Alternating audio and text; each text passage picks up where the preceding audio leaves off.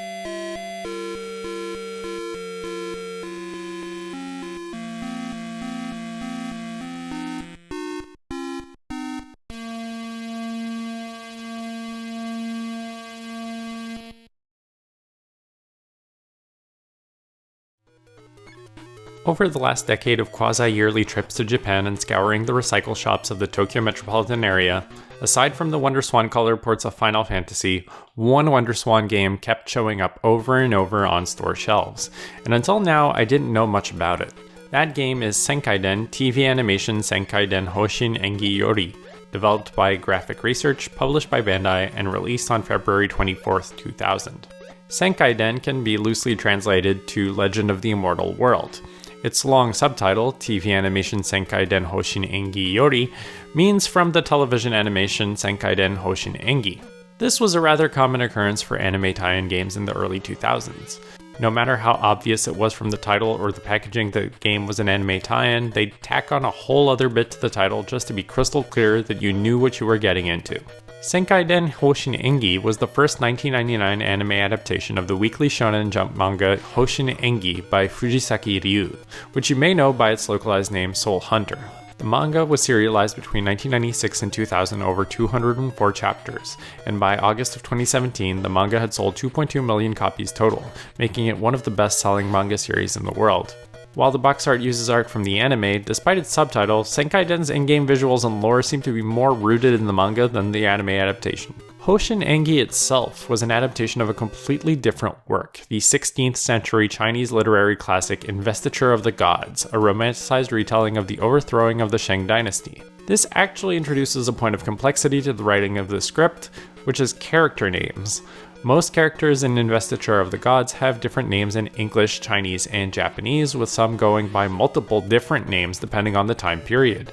Throughout the rest of this video, I'm going to be using the Japanese names exclusively, as those are the names that are used in the Senkaiden game itself. So if you're a Chinese literature buff who's confused by the rest of the episode, that's what's going on. If you're interested in learning more about the Chinese historical figures behind the game's characters, I highly recommend doing your own research and not using this video as your sole reference. In the novel, Chu Ol, leader of the Shang dynasty, becomes obsessed with Daki, a fox spirit who's possessing a beautiful woman, and neglects state affairs, becoming a tyrant. Ji Hatsu and Taikobo set out to overthrow his dynasty, and as battles are waged throughout the land, supernatural beings are brought into the human realm to help change the course of history. Houshin Engi's anime and manga adaptations are still rooted in the same core events as Investiture of the Gods, but they move the emphasis towards the supernatural and away from Chinese history. In the manga, immortal sages create the Houshin Project, a plan to find all 365 immortal beings that have infiltrated the human world and seal them away.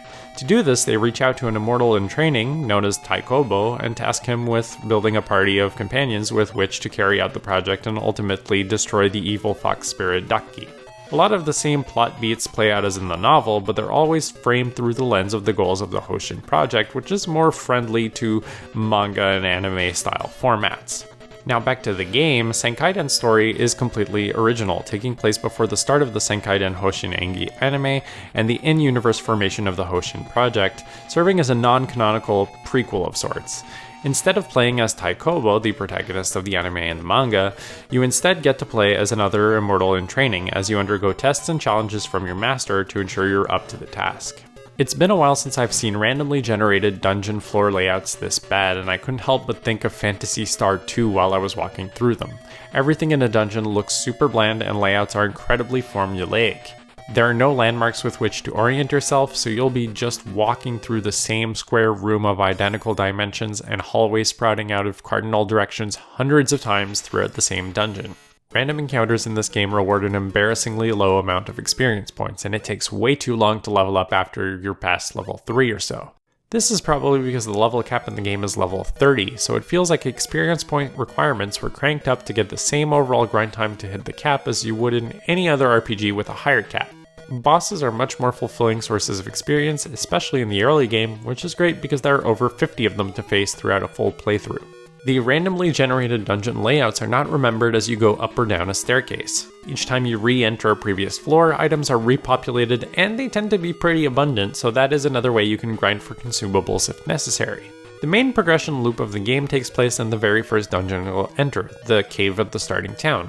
Every 5 floors or so you explore, you'll hit a boss, arrive at a save point, because yes, this game only lets you save in dungeons at designated save points like it's 1988, and you'll be unable to delve any deeper. That's because you'll be given a quest to complete elsewhere on the world map, and once that's taken care of, you'll unlock the next batch of floors in the main dungeon. The main dungeon has 60 floors, and there are a bunch of smaller dungeons to explore throughout the world map as well.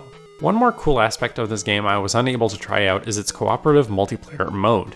You and your friend each get to pick a party member from your save, and this pair will need to fight through 6 groups of 6 battles of increasing difficulties, restoring your HP and EP between each group of battles.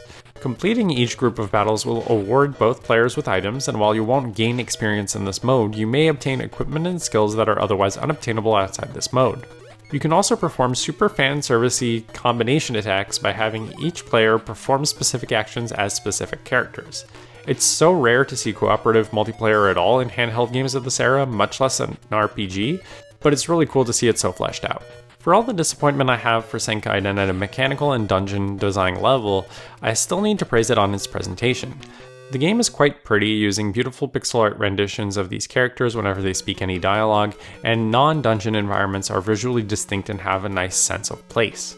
I'm not familiar enough with the source material myself to give any kind of personal opinion on the matter, but contemporary reviews of the game say that this game feels like a celebration of the series by devs who were passionate about it, and that the story and interaction between characters are clearly written by people who have a deep appreciation for the original work. Senkaiden is an interesting study in what happens when licensed games seemingly nail the fan service perfectly, but fumble the execution of the rest of the game. Houshin Engi fans will swear up and down that this game is phenomenal, and that either this or its sequel on the WonderSwan color is one of their favorite licensed games of all time. Underneath that layer of fan service is a game so hollow and unremarkable that I don't see a world in which this could ever appeal to anyone who isn't already a Houshin Engi fan. This simply isn't at the same caliber as something like a Dragon Ball FighterZ or Super Robot Wars Alpha, where the gameplay is so engaging on its own that the time you spend with them will inherently make you curious about the IPs they're pulling from. This game is carried by its words, and words alone, much to the chagrin of my friends, are not enough to keep me engaged with a video game anymore.